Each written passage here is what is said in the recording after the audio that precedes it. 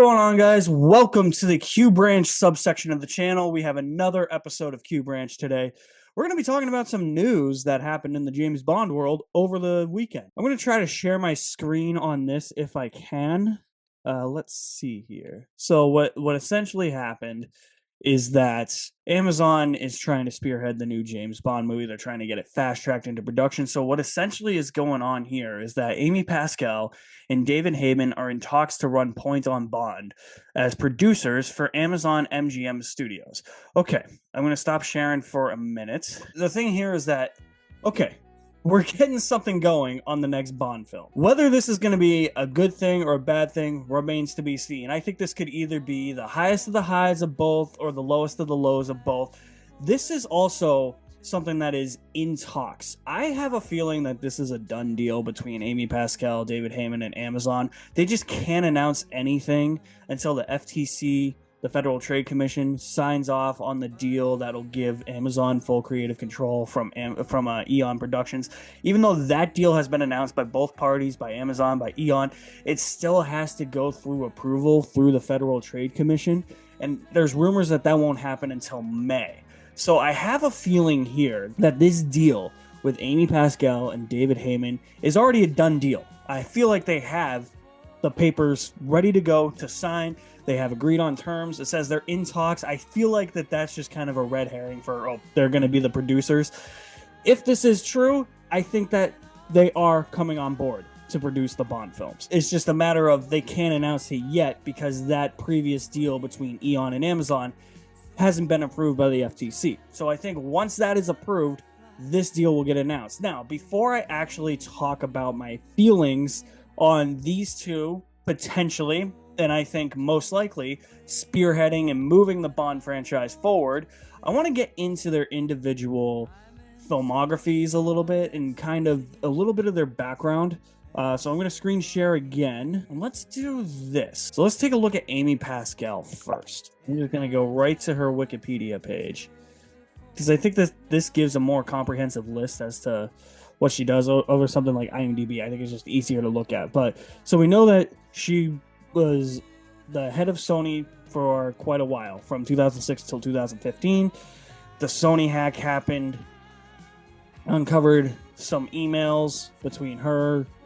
There's some controversy there where there were racial jokes aimed at Obama. After those Sony leaks happened, she left Sony, but she's also had a fair share of producing credits as well. So I mean, there's obviously, you know, the gender pay gap dispute with her, so that's kind of a negative.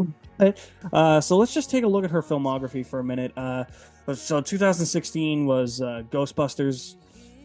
This is her producer filmography. You had Ghostbusters, the 2016 one, the all-women one, which, again, nothing wrong with all-women Ghostbusters. It just wasn't that great of a movie, directed by Paul Feig. She spearheaded the recent Tom Holland MCU Spider-Man trilogy, Homecoming, Far From Home, No Way Home.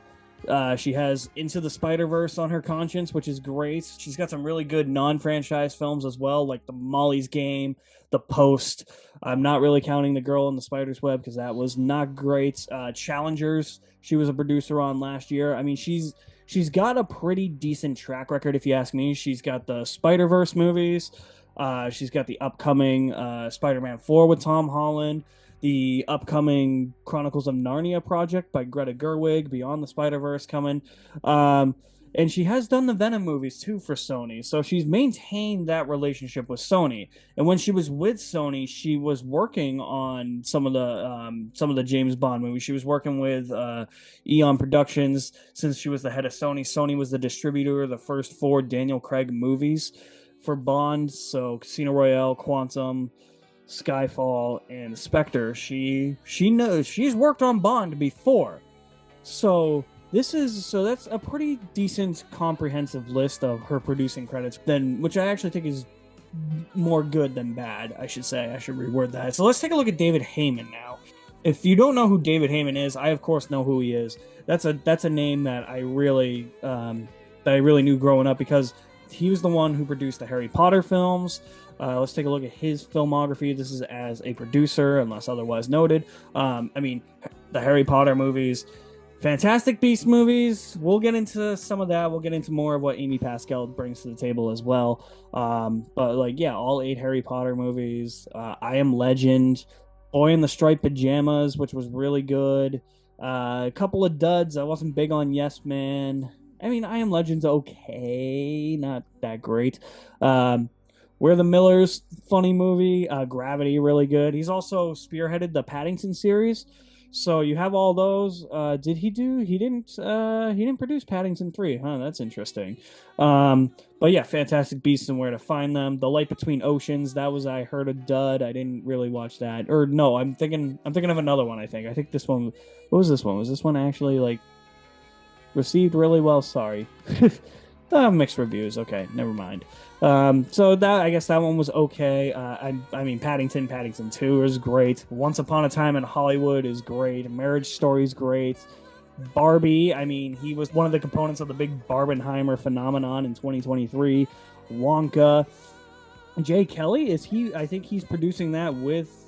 He's producing that with Amy Pascal. Yeah, her and David Heyman, and directed by Noah Baumbach. So it's interesting that both of them are kind of working with like Greta Gerwig and Noah Baumbach, since Greta Gerwig and Noah Baumbach are married in real life. So that's really their producing credits there. So let me stop sharing.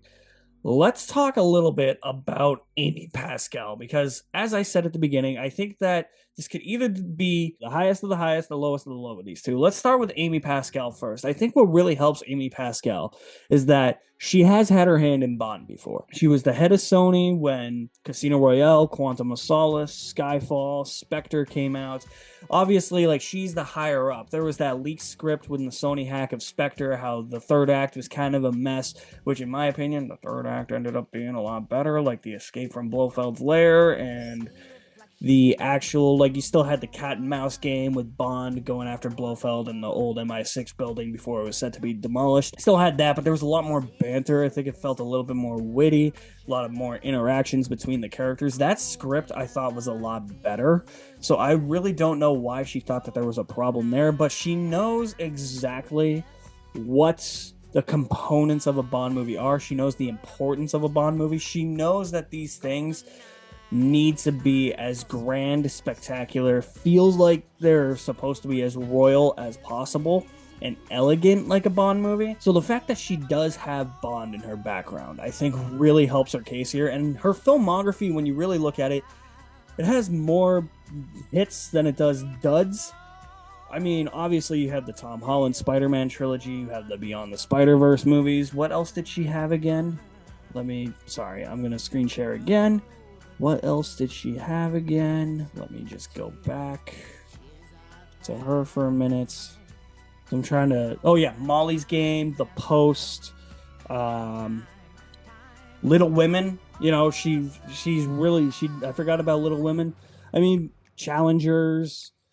She's got that upcoming Jay Kelly one with Noah Baumbach, or that's directed by Noah Baumbach with David Heyman producing. She's got another one she's working on with Amazon MGM Studios. So maybe that this is why Amazon's bringing her in to be one of the main producers of the Bond series, is that she probably has a working relationship with Amazon MGM Studios. She was previously employed, as we know, by Sony Pictures Releasing.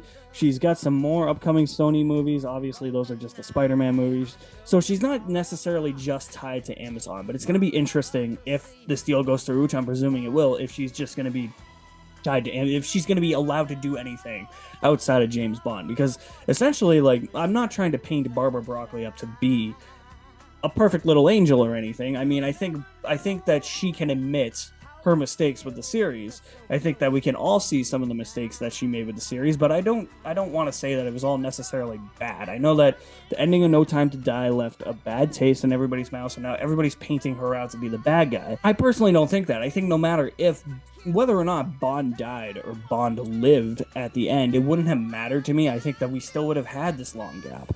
I still think Barbara Broccoli wanted to do other things before we got another Bond movie. And part of that might be because of her reluctance to recast the role after Daniel Craig left the role, because I think it's very common knowledge that she was really in love with Daniel Craig's Bond. Like, she couldn't let Daniel Craig go. So I'm not trying to paint her up to be a little perfect angel, because I don't think she is, but I do think that if Bond had survived at the end of No Time to Die, if it ended on a happy note, I still think we would have this large gap. I don't think it would really matter, because she wants to make Othello on Broadway.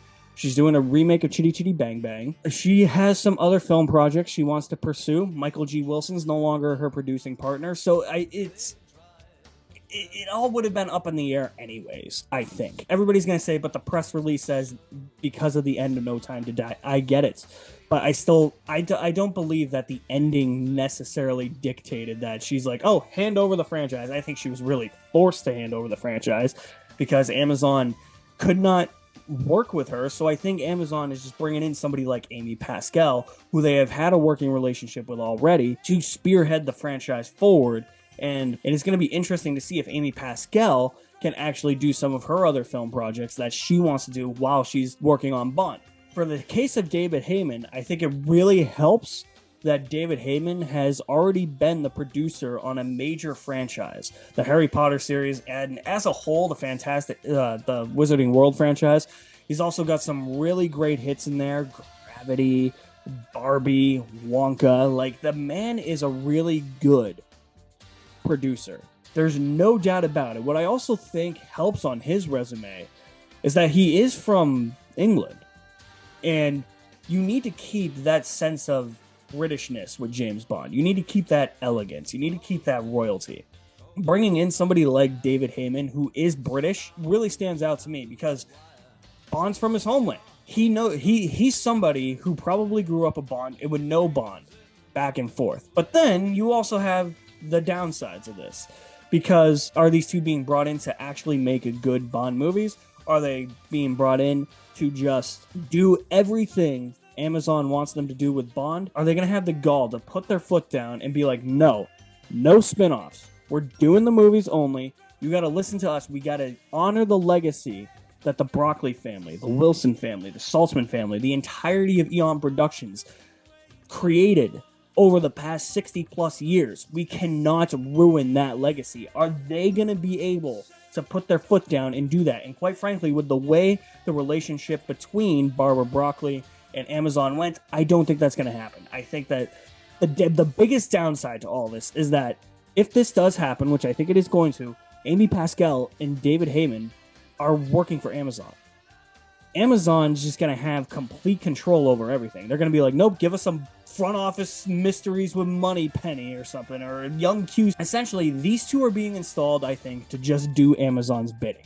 I'm hoping that what I previously said, where they're like, nope, we got to lay our foot down, it's the movies only, I really hope that sticks and they produce good movies. But I don't think it's going to happen. I think that the reason they're being installed into this is that they're just going to do Amazon's bidding. And I think Amazon's just kind of looking at it as that. Like, oh, hey, you guys have produced the big franchises before. Come produce this one and give us a bunch of spin-offs. For Amy Pascal's side, obviously you have the Sony hack that really didn't make her out to be that good of a person. You have the Venom movies, which are not good at all. I don't think she had any really say on the other Sony Spider-Man spin-offs that didn't have Spider-Man, like Kraven. I don't think she had a hand in that. Madam Web, I don't think she had. I think that was all Avi Arad. But yeah, she has that on her conscience.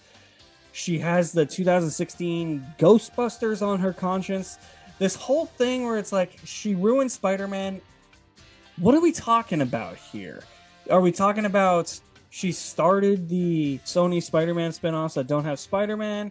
Are we talking about people don't like Tom Holland's version of Spider-Man? Are we talking about the fact that the lease, I call it the lease because that's what it is, because Sony still owns the full rights to Spider-Man, but like the lease to Marvel Studios for them to use Spider-Man in the MCU, like there was that whole, how do I want to word this? I don't want to say like breaching contract. I don't want to say argument, but I guess the tensions there for a while that Tom Holland's Spider-Man wasn't going to appear in the Marvel Cinematic Universe anymore, and then they corrected the deal because there was so much outcry. Is that what we're talking about with her ruining Spider-Man? Somebody fill me in, but yeah, you don't have the best track record there with that type of stuff. Also, where Sony was distributing Quantum of Solace. I mean, I get Barbara Broccoli essentially had, and Michael G. Wilson essentially had final say on that movie. They were the producers, but I mean, as the higher up at Sony, you should be like, yeah, no, we should probably push this back to 2009 or 2010, and she didn't do that. You also have all the stuff with Spectre that got leaked, where she wasn't too fond of the script. You know, it was claimed that it was an early draft of the script. It wasn't the final shooting script, but it was, I can tell you, as somebody who somehow, don't call the cops on me, got a hold of that script when that leak happened and read that script. It follows very closely to the actual movie, just lines of dialogue and certain character interactions taken out, some things changed around, like Bond getting tortured at Blofeld's observatory. That was not in the script. Blofeld also gives this whole monologue about cause and effect that was very reminiscent of the Javier Bardem intro scene in Skyfall, where he's talking about rats. I thought that should have been left in. So there's stuff like that that's there. Let me see. What else? She does have... Oh, the girl in the spider's web, like that. I totally forgot about that. I think everybody forgot about that. I mean, the girl with the dragon tattoo was so good, and then you had the girl with the spider's web, which wasn't very good, and that was kind of what I feel like they were trying to make a Bond movie. If that's what the Bond movies are gonna be like, I'm out. Sorry. So there's that with her. So I completely understand the concerns everybody's having. But I don't know. I think it's kind of a wait and see approach with both of them. David Heyman, on the other hand, it's great that he's British. It's great that he comes, once again, like Amy Pascal, from a franchise background that has been successful, like Harry Potter. He's got Gravity, he's got Barbie, he's got Wonka. So that stuff is great, but it's also proof that just because you know one aspect of a franchise doesn't mean you know the other aspect. He had the Fantastic Beasts movies. He was the producer on those. I get he wasn't the sole producer. J.K. Rowling was also a producer on it, so she essentially had probably final say on the movies. He was kind of milking the franchise at that point. The first Fantastic Beasts I thought was good. I didn't think it was great, but I didn't think it was bad. Crimes of Grindelwald and Secrets of Dumbledore, I think, are awful. And I think those are probably Heyman's worst work. That's probably Heyman's worst work. I'll say that. The fact that he signed off on those scripts, the fact that he had to bring Steve Kloves back in to essentially do damage control on Secrets of Dumbledore to fix up the script that J.K. Rowling wrote because she can't write a damn script to save her life. She's also a piece of shit. That he approved the final product of both of those movies, when you look at the trajectory of those movies, how people actually received them. Like, those are the two worst received Wizarding World movies in terms of critical standpoints, audience standpoint, and financial standpoint. You spend so much money on those movies, and they were box office bombs. I have no clue if he's actually a part of the new Harry Potter series that's being developed at HBO Max. I feel like that's more of a David Zaslav thing, but I would not be surprised if he is. Can we actually look at that for a minute and see if he is? Is he part of that? Let's go back to David Heyman. Yep, there's the Variety news about Bond.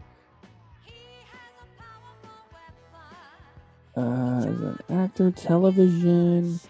It's not listed on his television, so I feel like that's maybe just a David Zaslav thing. But I mean, this and this are the two big concerns.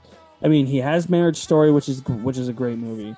He has Tarantino's last movie, which was great. I mean, the Paddingtons, obviously. We're the Millers is funny. I don't know if he's really a comedy guy, though. That's the thing. Like, if he has the magic to make James Bond as good as he produced the Harry Potter movies, we might have something. But if his producing is more similar to Fantastic Beasts and Where to Find Them and Crimes of Grindelwald, Secrets of Dumbledore, this could be a misfire. So that's why I'm saying that this could be the the best of the best or the lowest of the low for both. I Am Legend. I mean, Boy in the Striped Pajamas. There's that Mark Forster connection there. Was it Mark? No, it was not Mark Forster. Mark Herman. I thought it was a Mark Forster movie. And the other downside to this is they're just going to be answering to Amazon. That's all they're here to do. They're really just instilled by Amazon. The good part is that Amazon's not using Jennifer Salke as a producer. They're not using somebody else internally as a producer. They're bringing in outside producers who have had a track record, a decent enough track record with franchises to spearhead the franchise moving forward. The problem is that both Amy Pascal and David Heyman are probably just going to cave in and listen to every wish Amazon has and milk the franchise to death. I think that's part of the problem with David Heyman with the Fantastic Beasts movies, is that he milked that franchise to death. He also kept bringing David Yates back to direct, and it was very clear that man did not want to make those movies because there was no energy in those movies. Also, what are we doing here? Is this something where they're bringing in Amy Pascal and David Heyman to make Bond movies that have a very similar tone to Daniel Craig? Because if that's the case, I don't necessarily want that. I love the Craig era. I think that they're obviously the most successful Bond movies of all time. And Amazon's probably looking at that and be like, we got to do more of that. I'm right now, you need a stark contrast between Daniel Craig and the next James Bond actor. And I don't think we're going to get that. For instance, like Pierce Brosnan and Daniel Craig are such polar opposites of each other. Brosnan's more charmy, more campy. He doesn't have the toughness, but Daniel Craig resembles more of the Connery era and the more mental toughness and some of the Timothy Dalton stuff, like the darker Bond, the more emotional Bond, the more edgy Bond, the more tough Bond, but also has that cheeky charisma to him, you know? And so I kind of want them to go back to like the Cuba sequence and No Time to Die, like that kind of camp, or like some of the Tomorrow Never Dies, World Is Not Enough, Brosnan camp. I'll be fine with that, but I don't think that's necessarily going to happen because I also think they're being brought in to produce the Bond movies as if, okay, the Craig era was successful. We got to keep that going. And I don't necessarily want that. I don't think fans want that, especially with the way No Time to Die ended. I think we're all really looking forward for more Bond content, but I think now that Amazon has full creative control, now that Amy Pascal and David Heyman are coming in, like I said, I think it's a done deal. I mean, we're optimistic, but we're cautiously optimistic is the best word I would say to describe that. It just reeks of desperation. It just reeks of, okay, what other franchise can these people milk? They've had decent track records, but they've also had misfires. And Daniel Craig's run was so successful. Are they going to keep doing that? Are they going to keep going down that route? Because I just kind of want the Bond movies to be one-offs for a little bit. I have no problem with the serialized storytelling of Bond. But for the next actor or two, just do standalone entries like we were doing with Brosnan, Dalton, later on in the Moore era. I have some loose continuity, maybe, that the whole series is known for. We just need something so stark and different from Daniel Craig. And I think that's another reason they're being brought in, because Amazon's like, that was the most successful era of Bond. We need to keep doing that. So that obviously raises some concerns. I think both of them have a fairly decent track record. I think even better than decent, maybe. But their hits are big hits, but their misses are misses. And that's concerning. So I'm kind of split right down the middle on it. I think that they can be the ones maybe to put their foot down and say, nope, just Bond movies. But I don't know if that's going to work over at Amazon. They're just going to be doing Amazon's bidding. Other thing I'm kind of interested in, are they going to go beyond the Ian Fleming books? Are they going to adapt some of the continuation novels? Going to be interesting. I don't know. We'll see. I'm pretty split right down the middle on this. I do think this is a done deal. I don't think that they can announce anything until that previous Eon Amazon Creative Control deal is officially approved by the FTC. But I think this is a done deal. I think once that goes through, they can put ink to paper and say, okay, here we go. Like, this hasn't been announced. It just says that they're in talks, but it's got to be done. If this is this far along, it has to be done. So I'm pretty 50-50 on it. I think it has both its pros and its negatives. What do you guys think about Amy Pascal and David Heyman potentially producing the Bond series moving forward? It is interesting, too, that it is another female-male duo, like Barbara Broccoli and Michael G. Wilson. Worked before, so we'll see. But I want your thoughts. Drop me a comment in the comment section below. I'll leave my link to my website in the description below as well. You guys are the best. Thank you for watching. My name is Alex Madden. This is Q Branch, the subsection of the channel, signing off.